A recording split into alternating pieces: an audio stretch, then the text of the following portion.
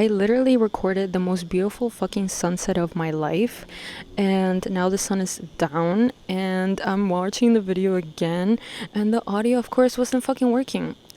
Shocker. Anyway, welcome back to another fucking episode, I guess. This is Roof Talks. I realized I never say my name. And now I'm kind of scared to say my name. What the fuck? So if you want to find my name, it's somewhere in one of those fucking videos I shared already. But welcome. This is just me chilling in my New York City roof where we look at the awesome sunset, but the sun is gone, so I'm so sorry about that. The moon is out though, and I could share the moon, but the moon is literally directly underneath buildings that I don't want to showcase because maybe you can find where I live, and like, you know, I don't want to get kidnapped. Tomorrow is Thanksgiving, and as usual I'd be filming shit prior to the day prior to the holiday that I want to film for. It's the end of fall. Actually, today is the most fall weather that I felt because, bro, we went from fucking burning and melting away in the streets to fucking freezing my toes off. No transition. The cold weather just hit the fucking city, and you know, we kind of just have to endure it like every fucking year. Truly a shared experience that everybody experiences in this city. The weather being bipolar. You know, what's fucking new? Here we are. I finally can film something in a sweater. So, first thing I'm thankful for is the fucking weather. Truly, honestly, I wish fall was just longer.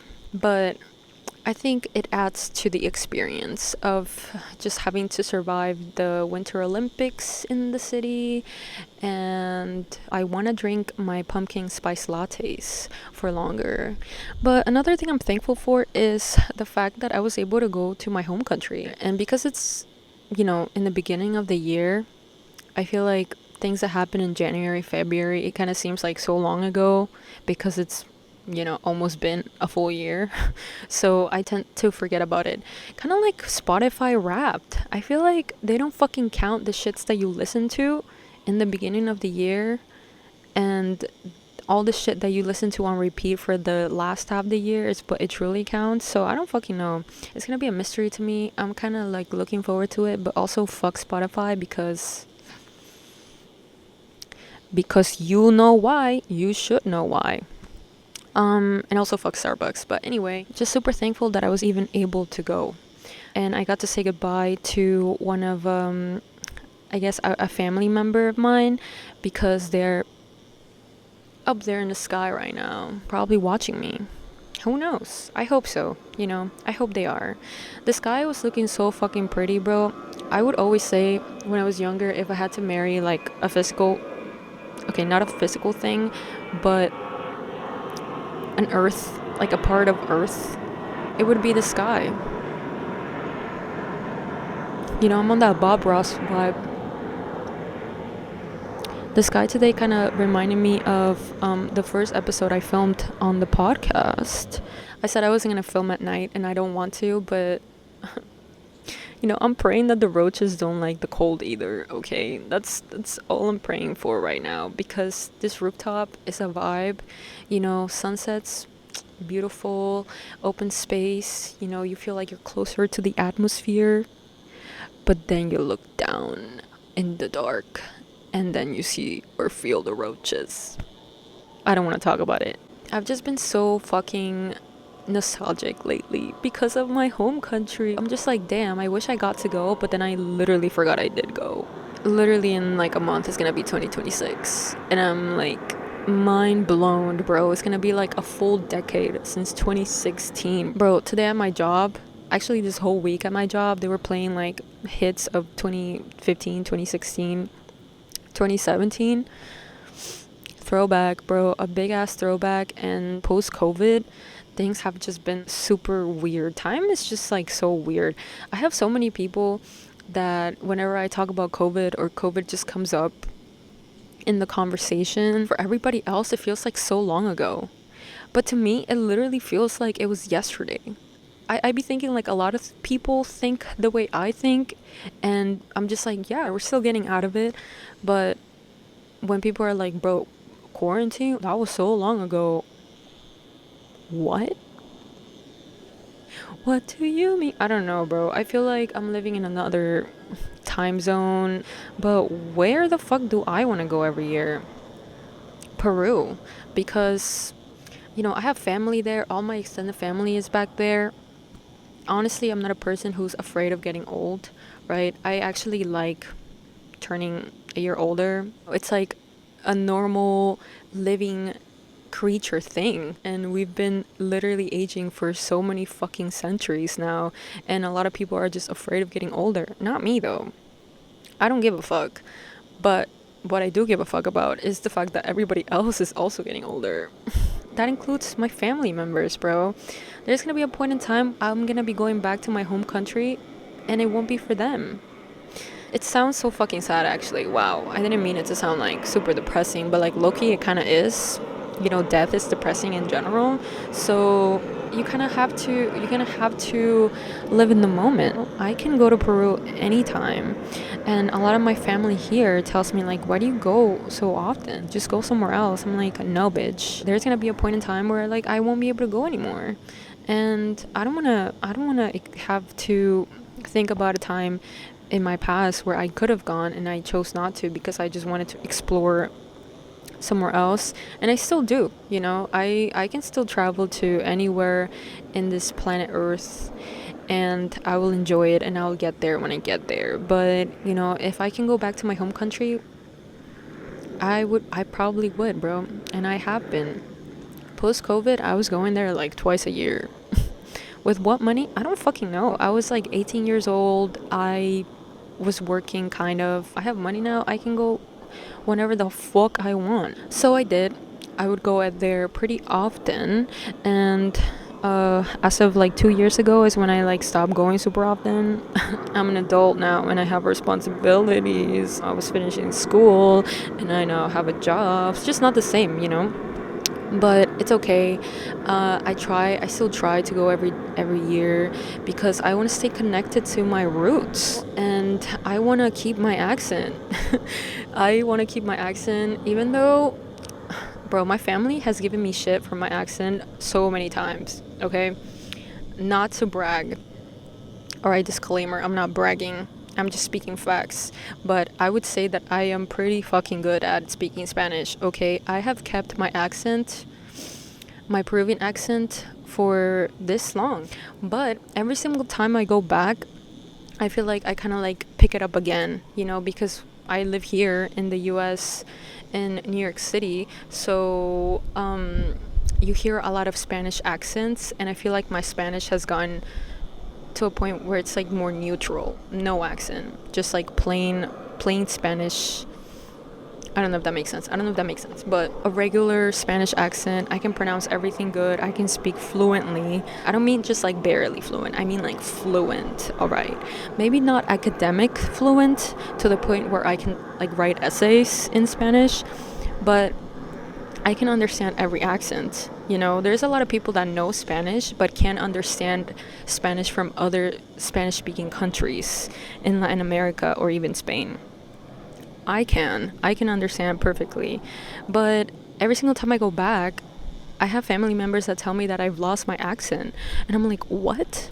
I'm here thinking like I'm the shit, bro. I'm here thinking like I have the most perfect, amazing, beautiful accent, and I guess I fucking don't, bro. I guess I don't.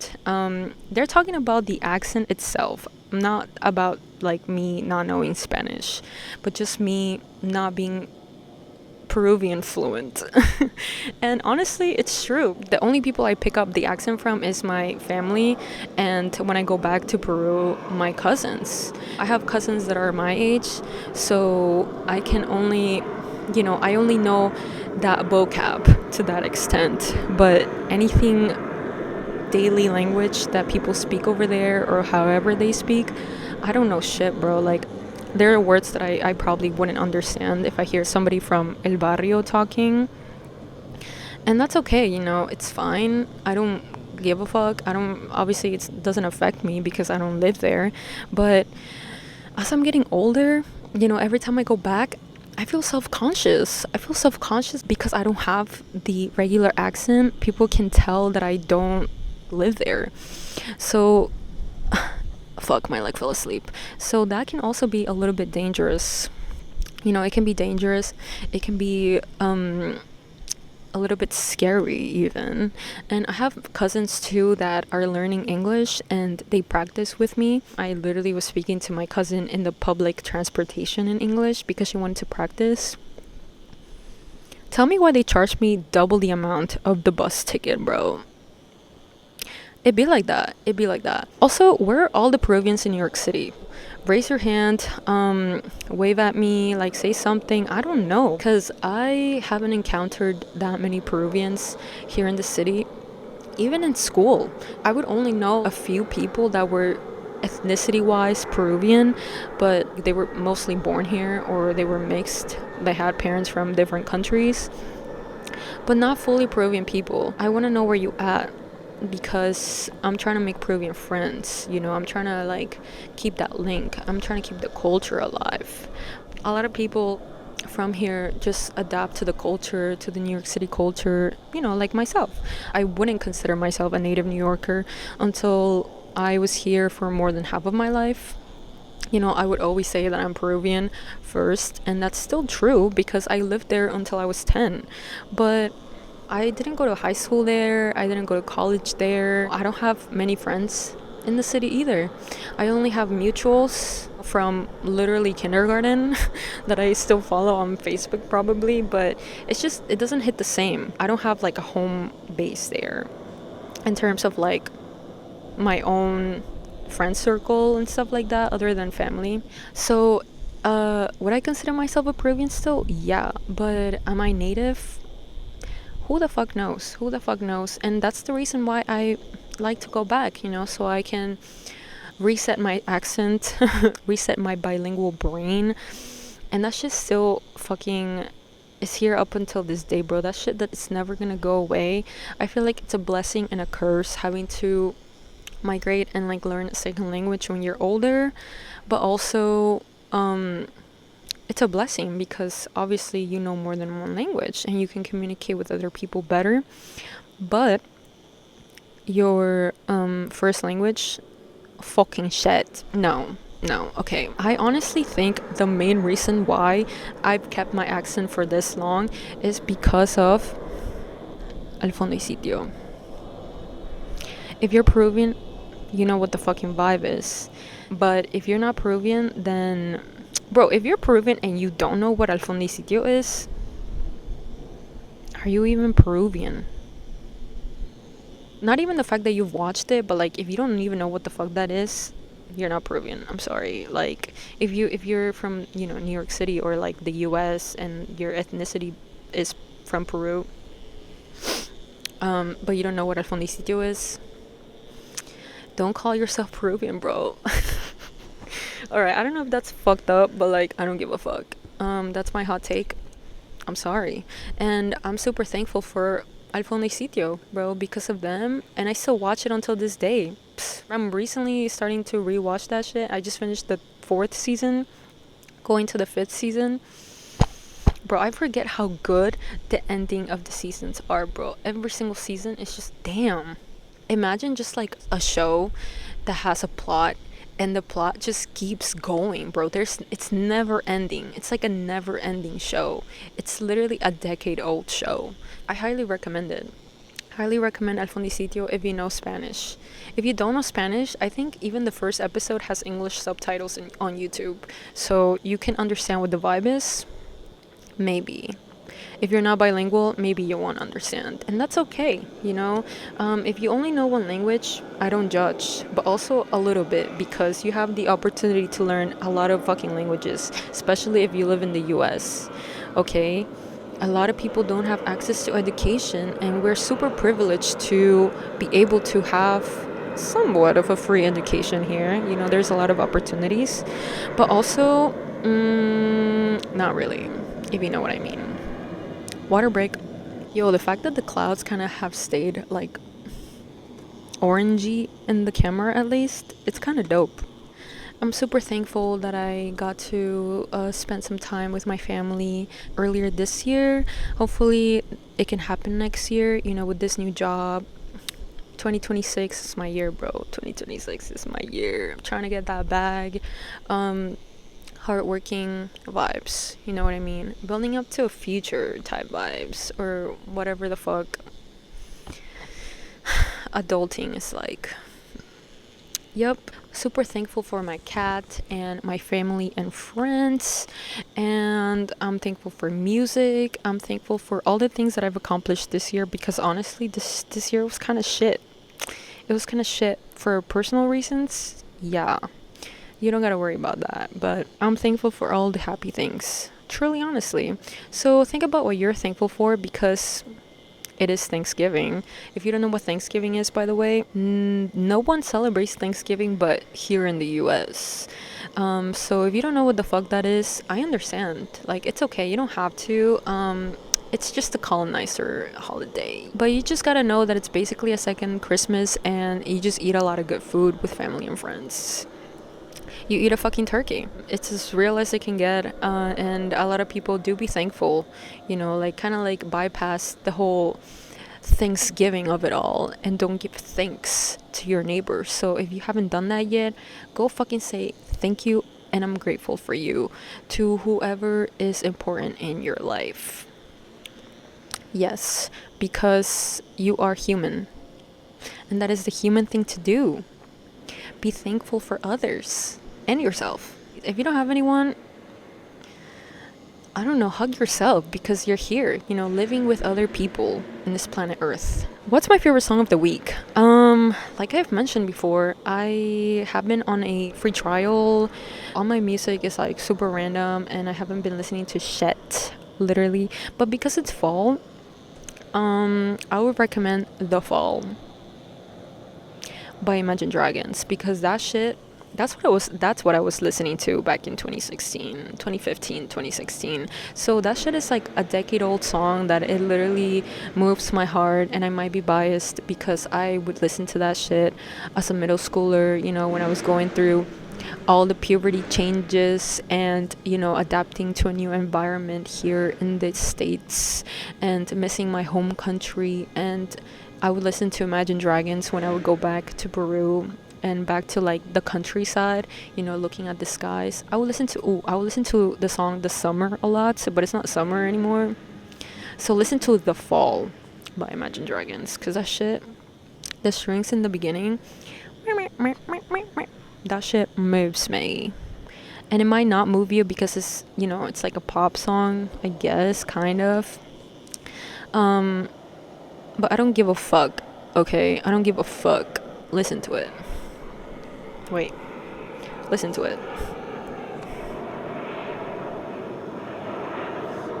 So, wait, let me fucking wait until this airplane passes. Yo, imagine I stopped this video and none of the fucking shit that I just said recorded. Let's just hope for the best. Thank you guys for listening. Thank you for joining me.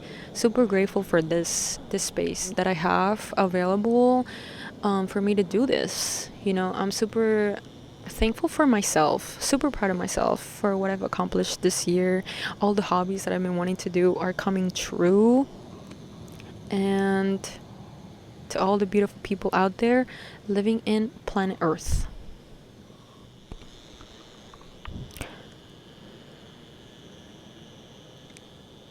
goodbye.